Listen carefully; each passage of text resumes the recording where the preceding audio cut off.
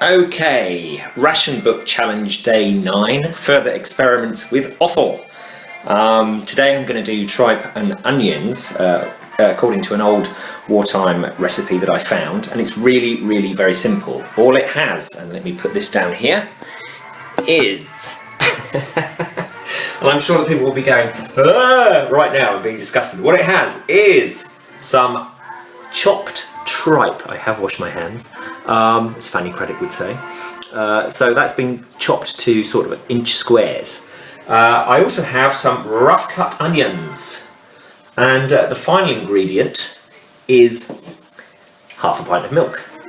Although that has been watered down, that's full cream milk that's been watered down, so whether that'll affect it I don't know, but the reason I do that is that full cream milk, when you water it down, tastes just like semi-skimmed. So why we don't all do that in the first place, I don't know.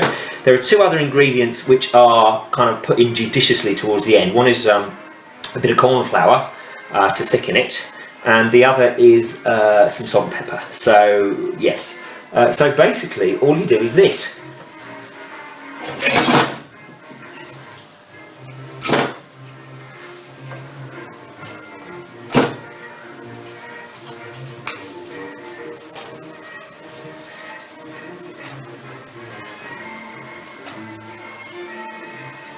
Pour on the milk, put on the temperature, put on the heat. That, in fact, let's put it over on that one.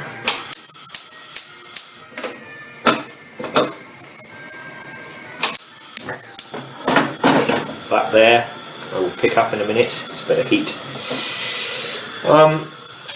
Let's show you that.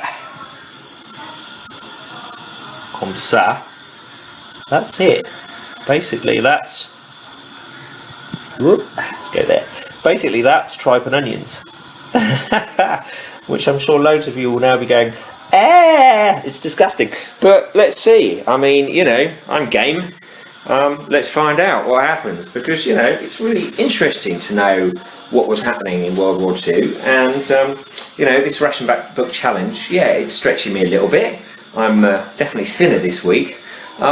But at the same time, you know, it's earning money for the guys behind the Poppy Appeal, the Royal British Legion, and I think that's a pretty good thing. So, yeah, let's find out what happens. It's about half an hour simmering, and then I will give it a taste test. See you later. Bye. So, there it is. Tripe and onions boiled in milk, which I'm just about to serve up. Let's see what it's like. I've added a bit of corn flour to mix a little bit, and yeah, I'm kind of intrigued by it really. What I have to say is that it doesn't smell wonderful. They say that the nutritional content of tripe isn't as good as other parts of the animal. It's a funny smell.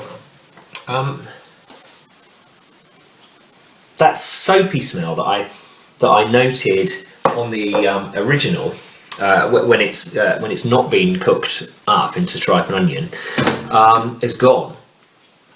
To be replaced by a smell that is almost like rice pudding, which is just the most bizarre and unexpected thing. So anyway, I'm going to have a go and taste it. So here we go. Let's take it through.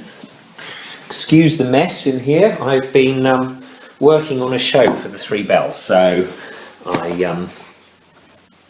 as yet can't talk about that, but yeah, kind of fun, interesting, and joyous actually. There we go, that'll line me up just about, won't it?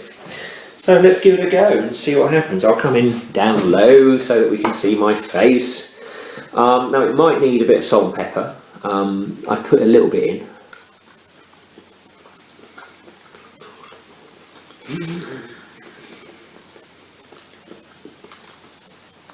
Okay, the major problem with this that I can tell is the consistency of the tripe. What's happened is that it was soft before, really easy to eat, and now it's gone rubbery. I cooked it for half an hour, as it said on the recipe. The taste, there isn't any. Yeah, it's just a kind of bit. It's a bit rubbery. The texture is like I had octopus a little while ago, and it's kind of like that.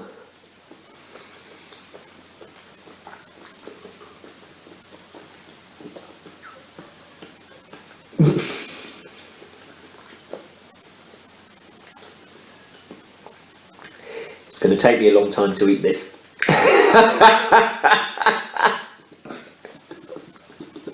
Great, okay. This is the first time that I've encountered something which I haven't thoroughly enjoyed. It's not terrible by any means, but it's also the texture, as I kind of noted in the first analysis, the texture is not entirely pleasant. However, I shall see if I can get through it. Very good.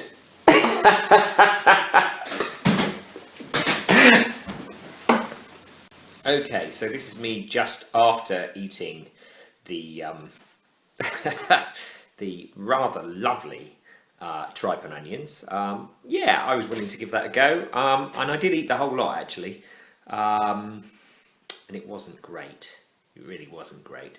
I didn't really mind the flavour. There wasn't much to it, and I think you could do all sorts with it. If you added bacon, it would take on the flavour of the bacon. You could add spices and so on, and it would do that. But I don't know whether I overcooked it or what. I just followed the instructions.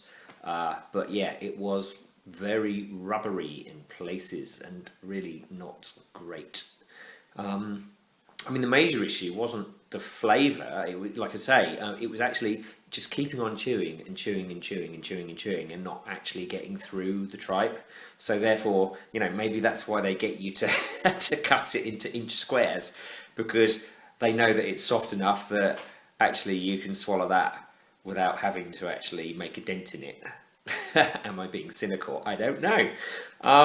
Anyway, I've done it. I've got a stomach full of tripe. What a lovely thought. So if you would like to support the efforts that I'm going to for the Poppy Appeal guys at the Royal British Legion, then please go to the Just Giving link, which I will put at the end of this vid. Thank you so much for watching and bearing with me. See you later. Take care. Bye bye.